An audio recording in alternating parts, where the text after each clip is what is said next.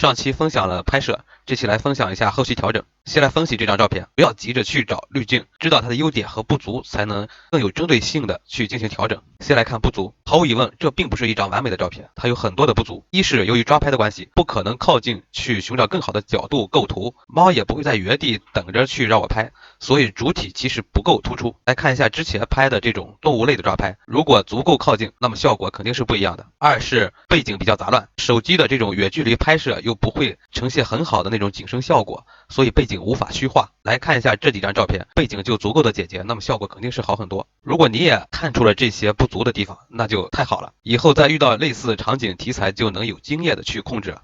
这么看的话，这张照片就一无是处了？当然不是。首先，一只猫在这个石墙上面这种慢慢的散步，这个整体的氛围感觉还是很好的。然后猫的上面正好有这个绿色的松树，这个场景里除了猫和松树的这个色彩，其他区域都基本上是低饱和度灰色的，那么这样主体就能自然的得到视觉的这种突出。后期做什么？就是弥补不足，强化优点。用 Snapseed 打开照片，首先裁剪照片，让照片更加的紧凑一些，来缓解背景杂乱的不足。猫放在3分点的这个位置，然后降低亮度，增加对比度，再增加一些饱和度。这些操作都是让照片精神一些，原片有些发灰。这时候在曲线工具里选择一款滤镜。关于滤镜的这个使用，不能以偏概全，一张照片可以调出很多的风格，但就这张照片来看，就是针对前面说的优点和不足进行选择，突出猫和这个树的颜色，其他的环境元素不要太抢戏。然后打开复古工具，我选择的是1号，调整用影强度压暗4周，